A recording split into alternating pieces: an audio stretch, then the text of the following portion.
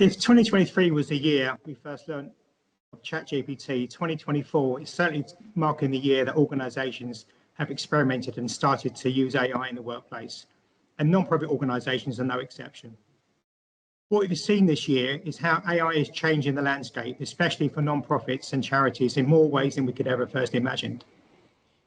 For fundraising and donor management, AI has proven to be a huge benefit for donor profiling, making better for targeted and professional fundraising campaigns. It's also given us more intuitive chatbots and virtual assistants that are now reducing the administrative burden and improving donor engagement. Excuse me. For marketing and communications, AI-powered content creation is allowing more creative and relevant content for social media posts and newsletters, saving time and resources. Social media channels can now automatically be flagged and identify more engagement with opportunities for marketing teams. And finally, for program management operations, AI is perfect for analysing large data sets that identify trends and predict future donor behaviour, giving better program decision making and making for better outcomes. AI is also perfect for automating repetitive tasks, freeing up such precious staff time to allow focus on more strategic work. So, welcome everybody to this, our latest webinar in this special Copilot series, Getting Started with Microsoft Copilot Adoption. I'm Justin Polly, I'm CTO for City Technologies Europe, and today I'll be your host for this webinar. For those of you who may not be or quite new to the subject, Copilot represents a new paradigm for work for all of us. It's the UI for AI. It's where employees collaborate with AI for increased productivity by being able to get more tasks done and more quickly. In examples and the illustration we've been given today, we're looking again at how Microsoft Copilot 365 can be a powerful productivity tool that is able to produce text, pictures, and documents from simple words and prompts. It's powered by Microsoft's large language model, also known as its LLM, that's accessible as a natural language. It works with your existing Microsoft applications, producing results from a choice that you make from either public or privately held stored data. In today's session, we're going to give you a brief recap on the benefits of Microsoft Copilot and what it can do. We're going to show you a little bit some insights into the planning and how to get started on your journey as an adoption path. If I just kick off with a little bit of housekeeping. So today's webinar is being recorded. We will share that recording with you with a link after this webinar. We do invite you to submit questions in the Q&A button. You will see that at the top of your screens. Please do ask as many questions as you wish. This is your session, so we're here to help you ask any questions that you might have. And also, if you do have any questions during the webinar, you've got our marketing manager, Tony's details there on the screen. If you just want to make a quick note of that, but we will have a recap at the end if in case you've missed anything. Our speakers today, we have Chris, who's the Territory Channel Manager for Microsoft Philanthropies. He's here. He's going to be delivering a brief overview on technology for social impact and the good work that Microsoft's doing there. We've also got with us Dr. Venugopal, who is head of our digital services. He's with me in the room right now, actually. He's going to tell us a little bit more about one particular use case, non-profit that's started their adoption journey and how they're benefiting. So with that, let me hand over to Chris. And Chris, over to you. Thank you. Cheers, Justin. Thank you very much. And great to see so many people on this webinar today. I think we've all probably had a little bit of webinar fatigue over the last 4 years since March 2020. So it's so good and so refreshing to see so many people on this call today. So my name's Chris Lyons. As Justin said, I work in our technology for social impact team, and that's part of Microsoft that is a little known, small but mighty team. I have an amazing job I look after the UK and also France, but also over to Australia and New Zealand. And I get to work with charities of all shapes and sizes via our amazing partner ecosystem, such as the guys that you're here with today at SIFI. I just want to start really by talking about a really personal story for me, just to kick things off. And as we look at AI and the big buzz that is going around that, and as Justin said there, it's only been around 2 years, and it feels like it's been in our life for a long time. The adoption has been incredible. I don't think we've ever seen a technological advancement like we have in AI. But if I rewind back to kind of 10 years ago, when the iPad came out, I used to actually work for an Apple reseller, and I was lucky enough to climb Kilimanjaro with 2 of my friends, and we took the iPad over to Tanzania in the orphanages, and the reaction of the children in Tanzania to pure little simple things like the camera on an iPad blew them away. Now, if you think where we've come in 10 years, bear in mind 4 years ago, as I've already mentioned, we all had to go digital pretty quick and cloud pretty quick. And then you think where we're going in the next 10 years. And I really do think that this sector is extremely changeable and ripe for how this technology can impact it. But first, I just want to set the scene of who we are as Tech for Social Impact. We're only about 7 or 8 years old now, so we're quite new within Microsoft. We are purely focused on non-profit. And we're made up in these 4 different ways. So we want to make sure that our Microsoft technology is affordable, it's relevant, and it's accessible. And by that, I mean that we provide discounts. So between 60 and 80% off most of our SKUs. We do give grants and free licenses. And again, we can cover that, and you can reach out to the guys at SIFI to find out exact business SKUs on that. But we need to make it really relevant. So we need to build our technology for you, because we know that the technology that Barclays Bank and HSBC Bank use and Oxford University isn't the same as something like a humanitarian charity. So we really want our partners to build on our technology to create the best technology for you. But we need to educate you guys how to use this technology. And so capacity building and skills is one of our key drivers in philanthropies. Our partner ecosystem links into this, and today's webinar is a credit to that this is about adoption. This is absolutely a journey, and I know that Dr. Vanu is going to cover that later on. But our partner ecosystem is huge. There's a lot of Microsoft resellers out there, but there isn't an awful amount that actually dedicate themselves to this sector and really understand the challenges that you face, because it's very, very different. But finally, I want to talk about, in terms of this slide, is our social investment model. And it's, I think, the coolest part of our team. And what we do is every single penny, every single dollar, every single euro of margin that we make when we sell our licenses to the bigger charities, we take that profit and we put it back into this sector. So it's an unbelievably self-sustaining model that results in some fantastic figures. And I'm sure you'll agree here. $4.7 billion we gave back last year globally into the non-profit sector. Now, we may have some finance people on this call. If not, that's an awful lot of zeros. And to put it in perspective, if we were a country, so Microsoft Tech Social Impact was a country, we'd be number 11 or 12 in the world in terms of aid giving. So it's absolutely crucial that the more that we scale, the more non-profits we serve, the more we give back, and the more this sector hopefully gets influenced. And I talk about the scale. We serve around 377,000 probably now non-profits across the whole of the world.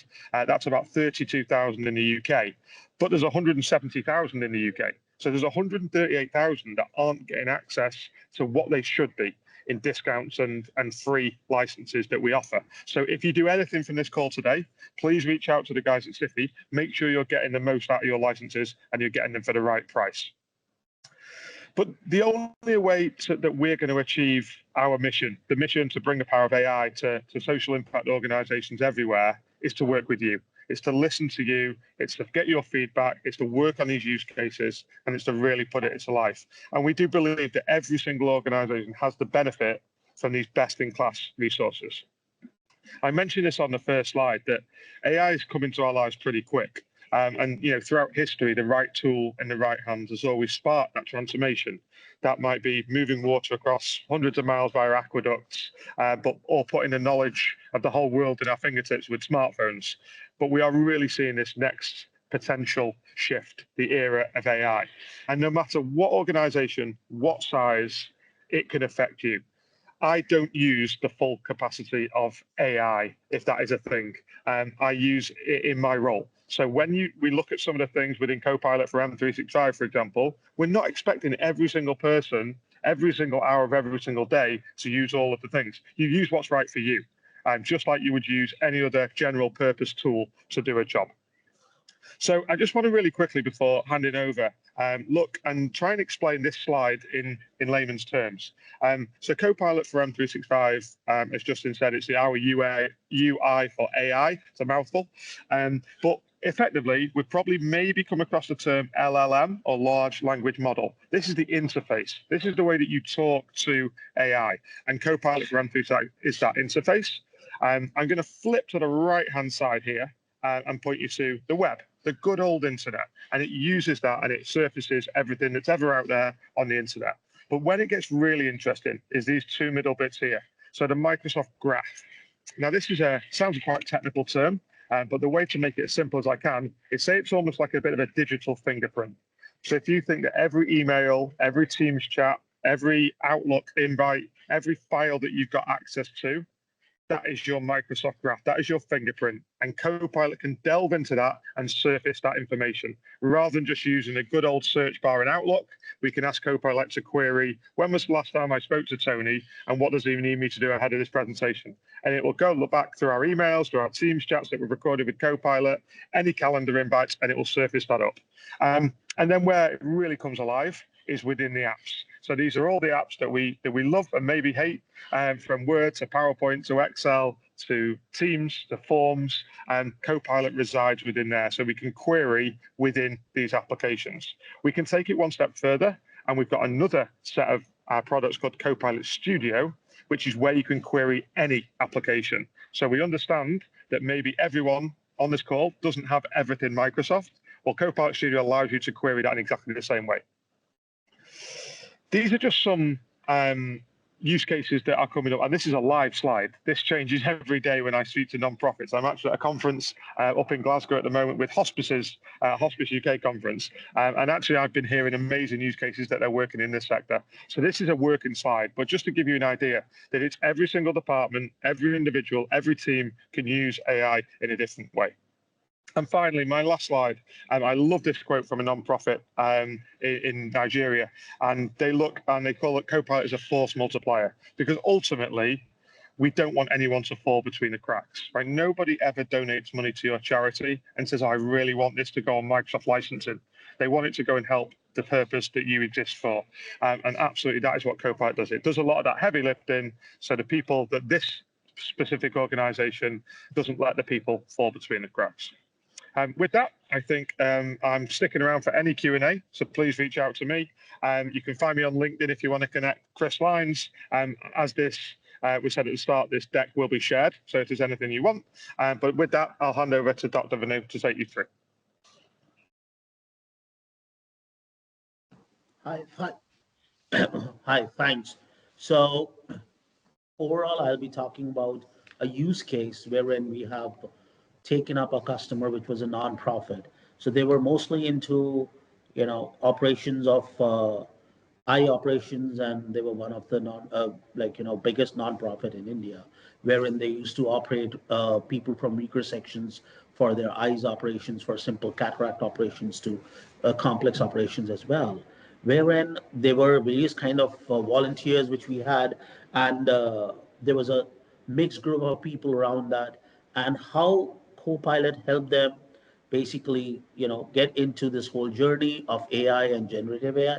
So we simply did was we went in, we helped them in overall adaptation of this whole thing, wherein we helped them technically to deploy the licenses.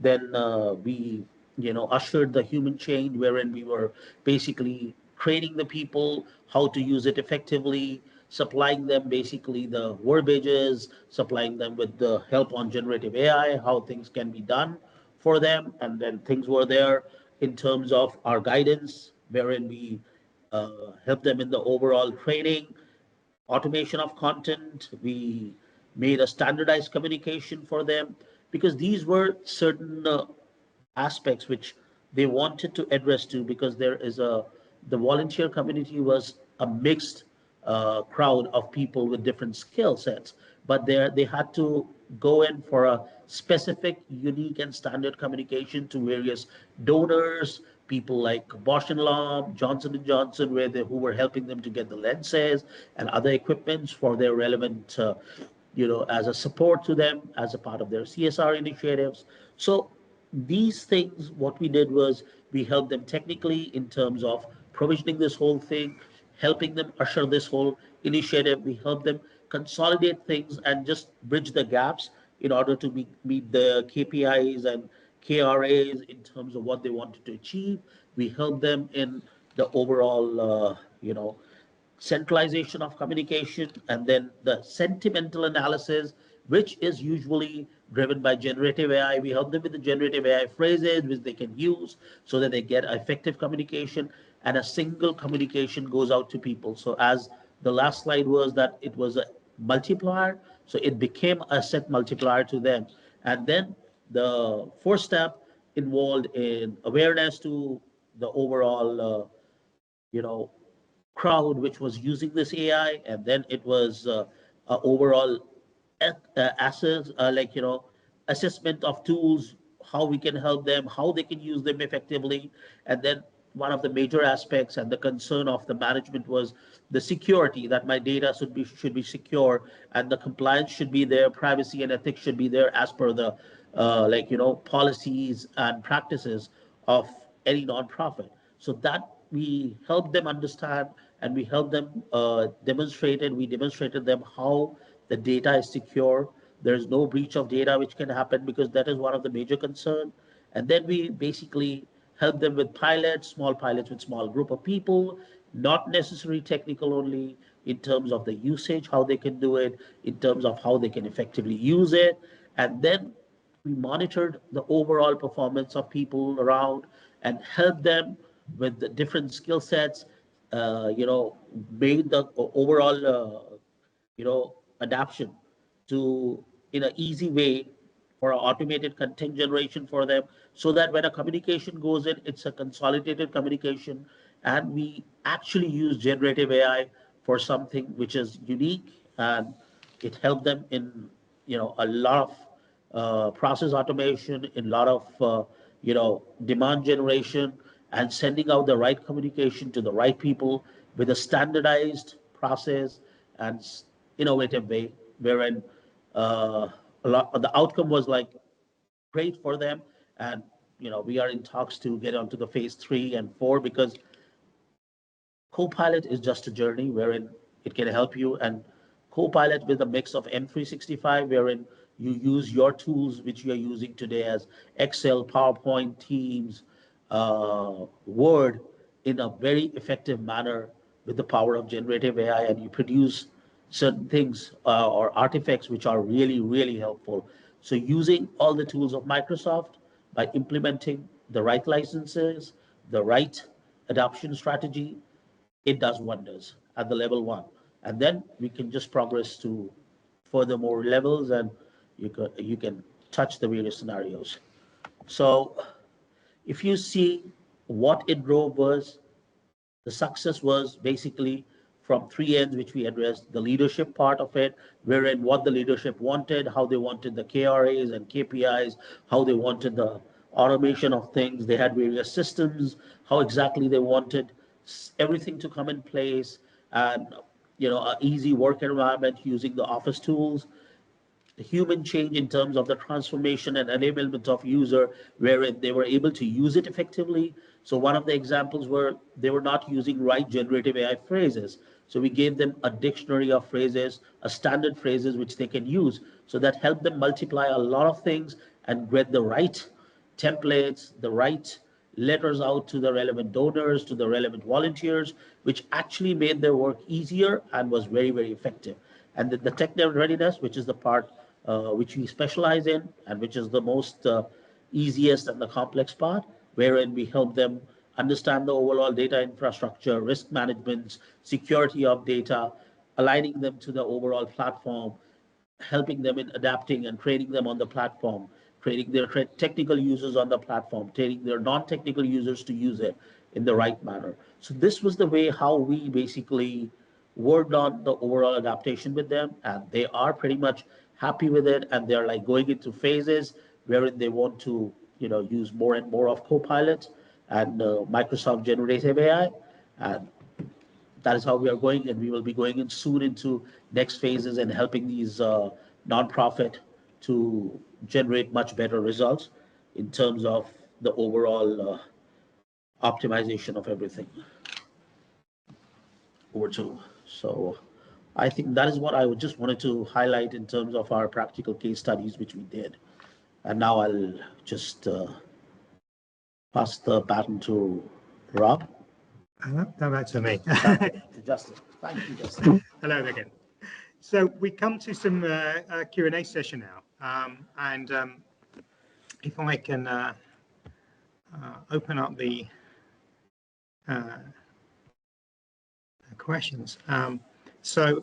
We've got a question in here from a person. They want to know, can a link please be shared for further information about grants available for licensing and development for use for small charities?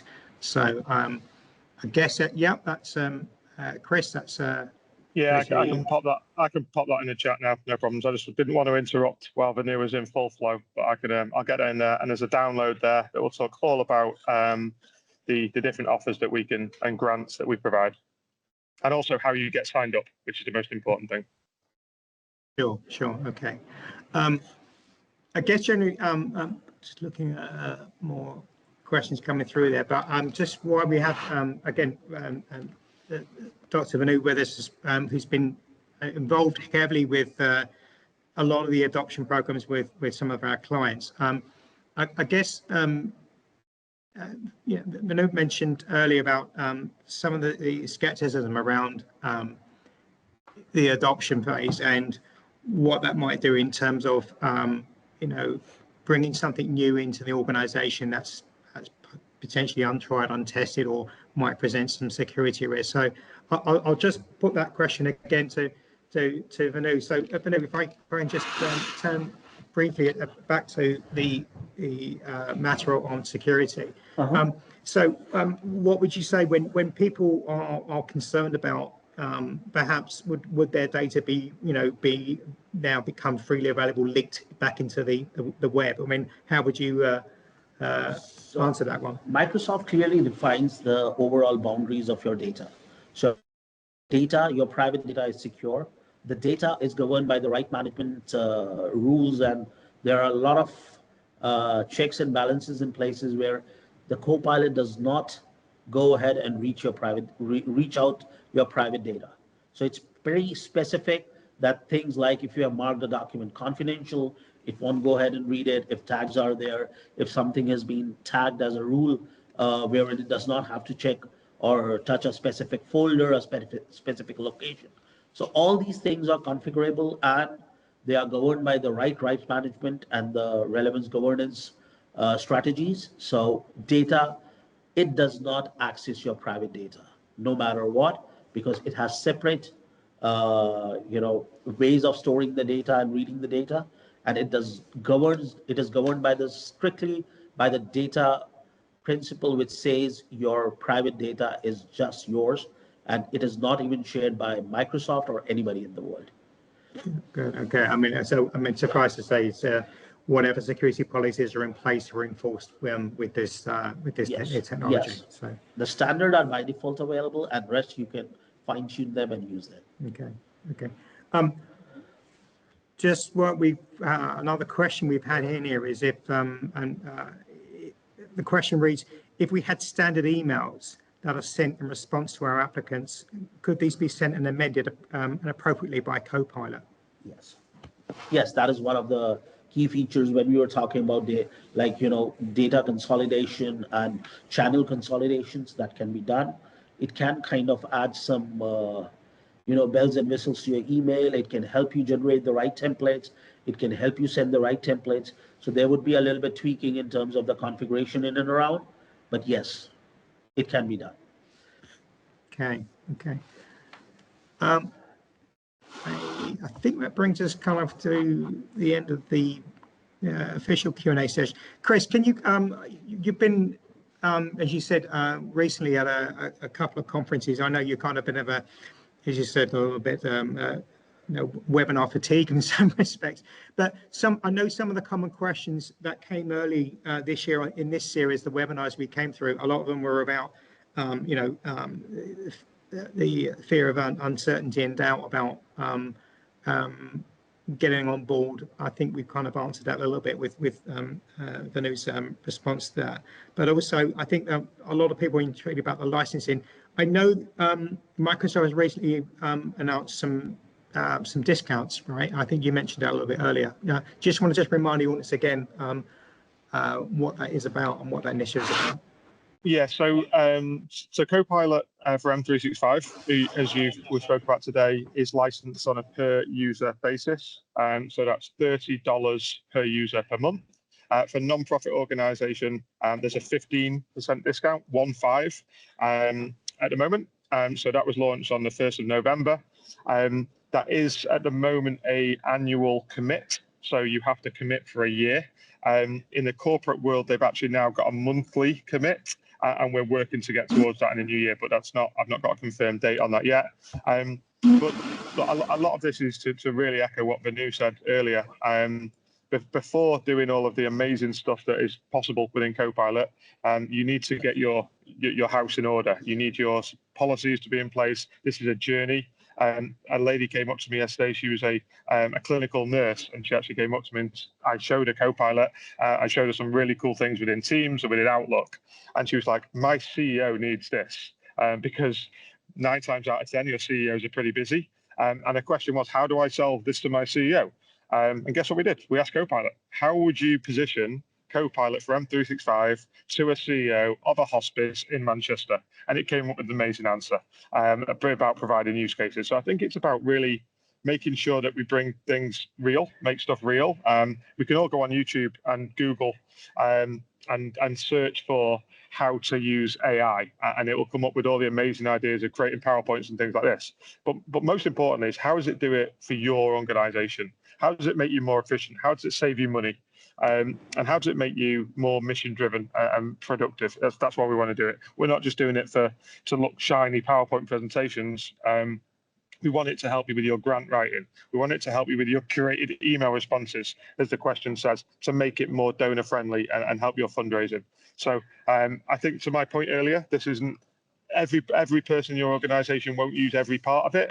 But if they can just use 10%, hopefully it'll save them time. And actually, the ROI and the savings that we're seeing coming through now, there's actually a Forrester report that I will share in the link as well, in the Q&A, sorry, that actually starts talking about the actual cash and time benefits from implementing technology like this. I think there's a couple more questions here. I'll just pick them up just now so you've gone off camera. We extract data into Excel spreadsheets from our CRM. With Copilot produce good stat charts is absolutely fuzzier. So the Copilot within Excel is fantastic. I hand on heart admit I'm not an Excel person, but it makes you an Excel person.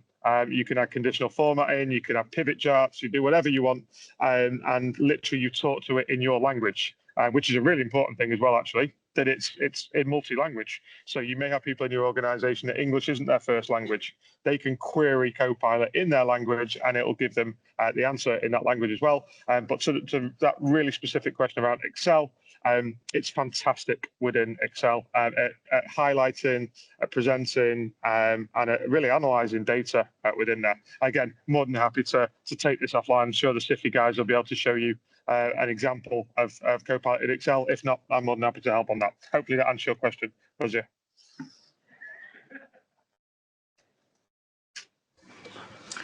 Thank you, Chris. Just about that. I'm just going to see if there was any. Oh, we've lost you. We've lost your volume a little bit, Justin. Okay. Sorry about that. I hope you can hear me okay now. Yeah. Okay. Yeah, I'm just looking to see if there are any more comments in that. I don't think there is. We do actually have some fully answered questions from previous sessions. I guess Tony can share some of those as well that have come up in the previous webinars, which again might be some questions that have maybe you possibly will think of. There's always a thing with these things, you think of the good question after the event, but we may share some of those with you as well. So we'll make sure we'll keep a log of these, so you've got a full got a fully answered questions and answers.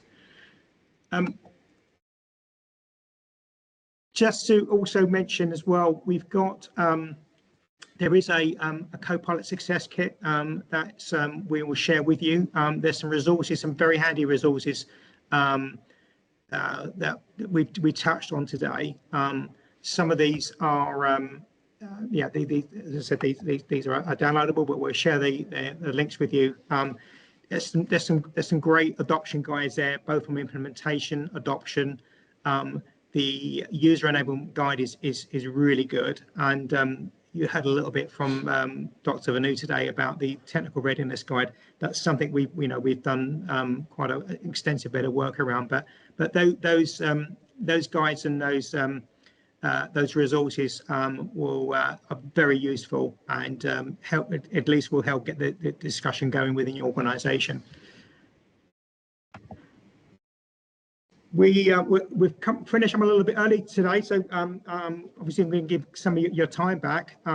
So we do try and keep these sessions, to the point and relevant, and to keep your level of interest up. So we don't like to keep them dragging on too long. But just as we wrap up today, again, just you've heard from Chris. And you've heard from Dr. Vanu. In terms of what we were trying to achieve today was, again, to shine some light on Microsoft Copilot, such that you can become a little bit more aware of at least some of its key differences of what's freely available on the web, and hopefully what you've seen today is something is Copilot 365. It's secure place in a work setting. Chris told us a little bit about the fantastic work that Microsoft is doing through their Technology for Social Impact program. I think you will agree, there's some sterling work going on there, and it's obviously very targeted at at this sector. Explain a little bit about the mission. I think that was really important there, to bring the power of AI to social impact organisations everywhere, and particularly was some good references there, Chris, about how that impact is felt across the different organisation functions, which I think is absolutely clear. Vanu gave us a little bit of a glimpse into one particular non-profitable charity. We've got some more details about that to share with you if you want to understand a little bit more about that. But I think the main point there was, that there was someone who's had some insights that they, by adopting, this Copilot technology, it was a dip in the toe in the water in terms of their journey using AI and playing with AI, as I mentioned at the beginning of the call. I mean, and that's already that initial engagement. That's already seen them seeing a much faster engagement and experience with their fundraisers. The process there was quite arduous and quite prolonged, and they've managed to expedite that engagement process of finding resources, finding the things they need to get going and get the fundraising going more quickly, far more effectively, and that's inevitably resulting in an increase in donation revenues, which is absolutely key, I know, for a lot of you. So once again, I'd like to thank similar thanks to our speakers today and their contribution. But also I'd like to extend a special thanks to you all for giving up your time today. Just as I wrap up, before I conclude, just remind you again that the content you've seen today is going to be shared with you. We'll also be inviting all of you, kindly giving up your time today, that you're going to be invited to your own Copilot demo. So that's something that will be open to all of you. And that will just allow you to spend perhaps a little bit more time discovering what your individual journey might look like. And we will be in touch with some more details about that. So As I said, my name is Justin Polly. I'm the CTO for CP Technologies, and it's been my pleasure to host this webinar. And I wish you all a good day. Thank you.